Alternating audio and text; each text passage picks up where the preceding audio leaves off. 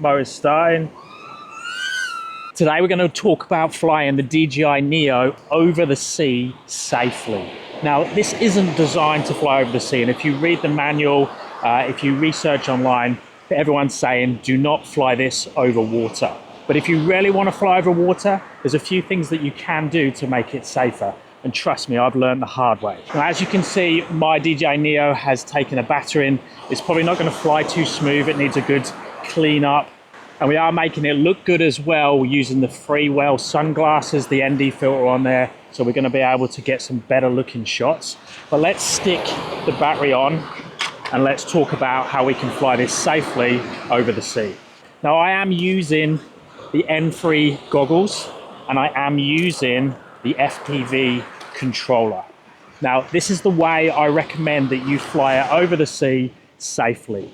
If we use the standard controller or if we use the phone, the drone is going to try and look using the sensors at the bottom down towards the floor and get some feedback on what's happening. It doesn't like water. It doesn't give you good feedback. That's one of the reasons this doesn't fly well over water if you use that technique. But if we use the FPV controller and the FPV goggles, we can put it into full manual, which means that you're in total control of the drone, meaning that the sea doesn't affect us in terms of that calibration or that feedback it gets from the floor. Oh, and also make sure that you've got a decent coffee. We need to make sure that we are caffeinated before we fly. I'm going to take off in normal mode to start with, just to check how the drone is flying. So let's start recording.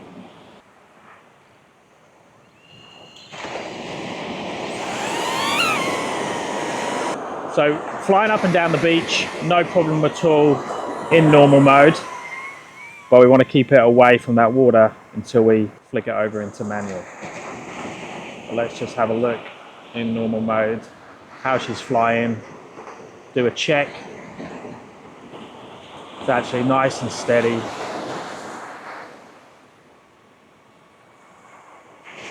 Okay, so now we're going to switch it over to manual. We're at 22 degrees. So now when we're flying, I'm in full control. I can happily fly over the water.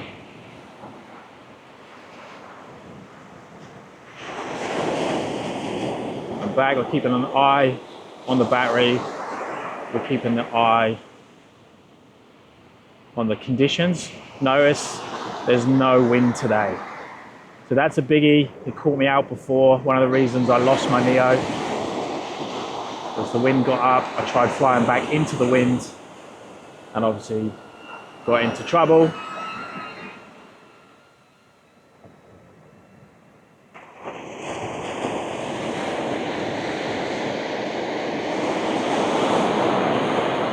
So we're just being nice and safe. Not going too far. 75% battery. Okay, let's go down to look at this boy.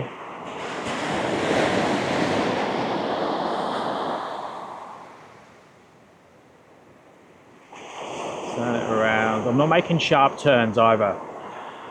The Neo does suffer for some prop wash, and on fast turns you can get into a little bit of trouble. But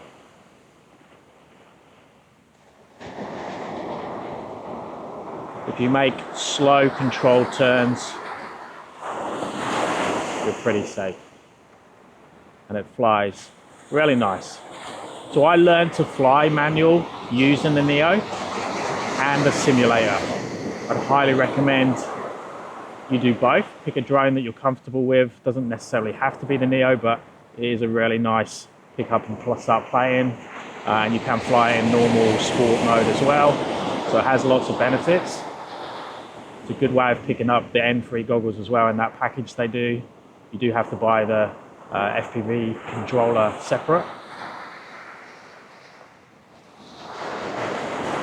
As you can see, it's easily capable of flying over water in manual. We're at 58% battery still.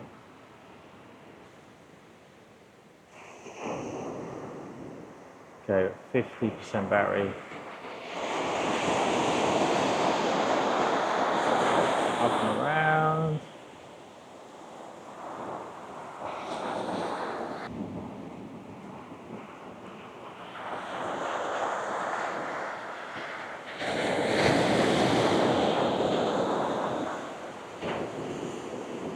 Okay, 36% battery. I want to start to be thinking about bringing it back closer to me now. I don't want to get into trouble with that battery. Again, that's what got me last time, because I ran out of battery too far out to sea, against the wind.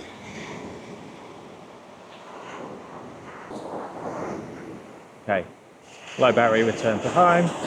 Notice I'm now flying over the land, not over the sea, and we've got that low battery warning. Okay, let's do one more battery. I'm gonna fly out to those rocks and back again.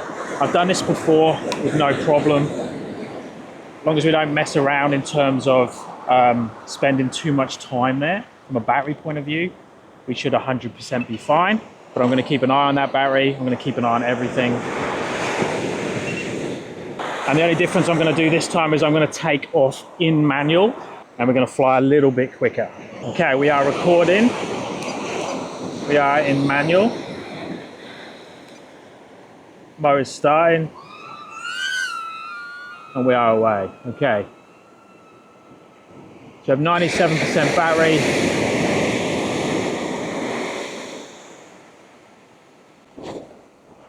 Can't remember how far this is. I reckon it's about 500 meters from memory.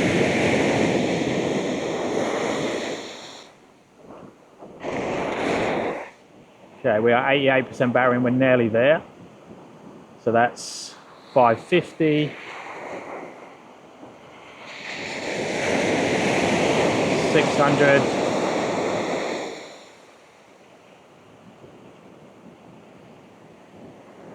700 meters. Okay, it's a bit further than I thought. Maybe it's not 500 meters. So we're going to be around 800, I think.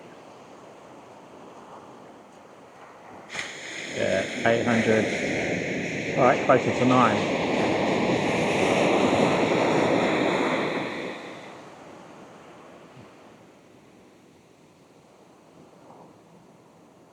Yeah, so there's 900 meters. A little bit of break up there when I went behind the rocks. But let's just slowly turn it around.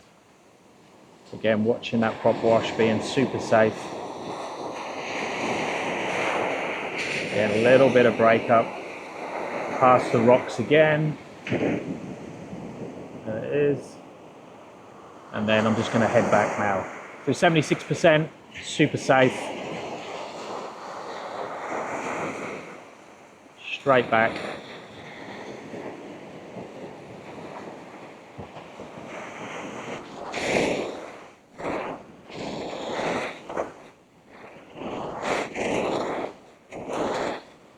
Still at 66% battery.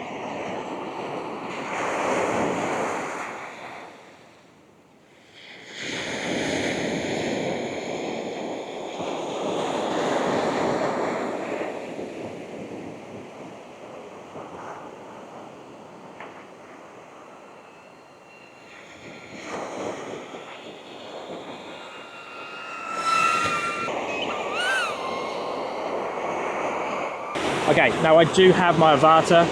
Let's fly that, see the difference. Again, we have the freewell sunglasses on, so we're going to get really good quality, and I can film in D-Log as well on here, which is the big difference. Let's turn that on. We'll do the same. We'll fly, take off in normal, and then I'm going to go out to the rocks the same, but we obviously have a bit more power and a bit better quality. So we're going to get there quicker and we should look a little bit better. Let's start recording. Okay, so we're in normal. Check everything's okay, fly up and down. You can already see the quality difference. Less prop wash on this as well. You still get a little bit if you go crazy with the Avata. Okay. Let's stick it in some manual, 41 degrees. Whoa, that was a bit scary. Okay. So obviously distance is going to be the same, but the speed and the time I get there is going to be much quicker.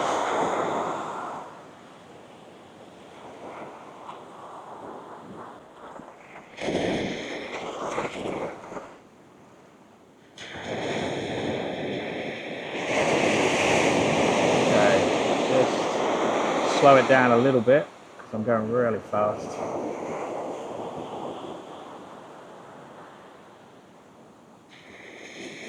Nice.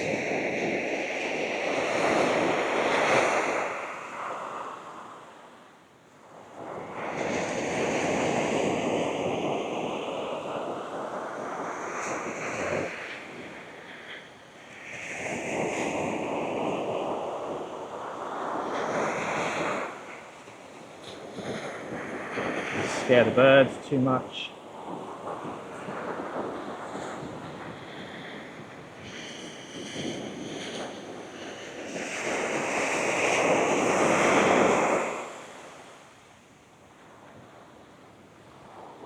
Again, a little bit of break up there. You won't see it because that's only shown on the goggles. Let's bring it back. So we can have a side-by-side comparison. You can see the difference between the Avata 2 and the Neo in terms of how it looks. Again, both got ND filters on, but we can film in D-Log with the Avata, which you can't do with the Neo. But the Neo still looks good. It's just that Avata 2 is another step up.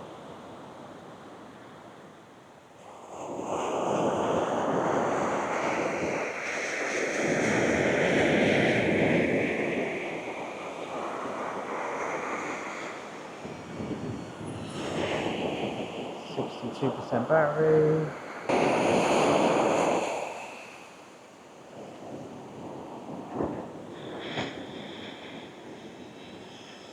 Get some motion blur.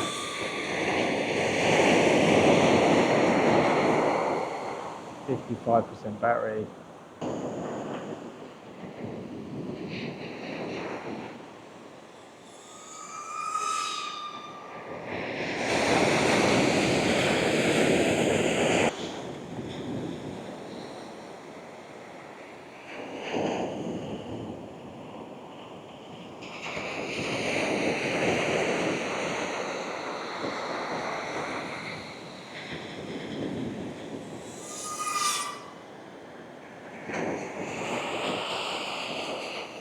Been a little bit safe with the power loops. I have hit the floor a couple of times. Especially after flying the whoops, how easily you can power loop on those, but